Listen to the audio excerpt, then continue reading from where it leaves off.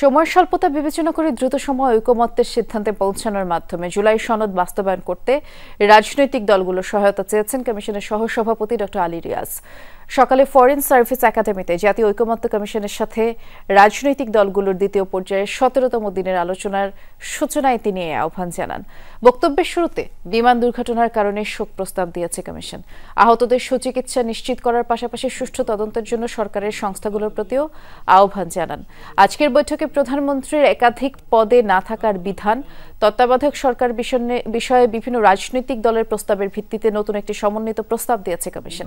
এই দুটি বিষয়ে সিদ্ধান্ত গ্রহণের পাশাপাশি আলোচনার এজেন্ডায় আছে নির্বাচন কমিশন, সরকারি কর্ম কমিশন, মহা হিসাব নিরীক্ষক নিয়ন্ত্রক, দুর্নীতি দমন কমিশন, ন্যায়পাল সংক্রান্ত আইন।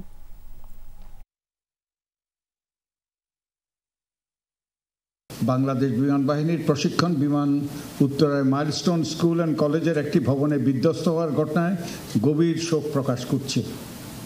এই মর্মান্তিক দুর্ঘটনায় নিহত শিক্ষার্থী শিশুসহ সকলের আত্মার মাগফিরাত কামনা করছি। তবে আমরা আশা করি যে সময়ের স্বল্পতার বিবেচনায় অন্যান্য দায়িত্বের পাশাপাশি আপনারা এখানে উপস্থিত থাকছেন। আগামী কয়েকদিনের মধ্যে আমরা যেন একটা জাতীয় সনদে উপনীত হতে পারি, সেই জন্য আমরা যেন আরও সক্রিয়, আরও দ্রুততার সঙ্গে সিদ্ধান্তে আসতে পারি, সেই জন্য আপনারা সহযোগিতা করবেন।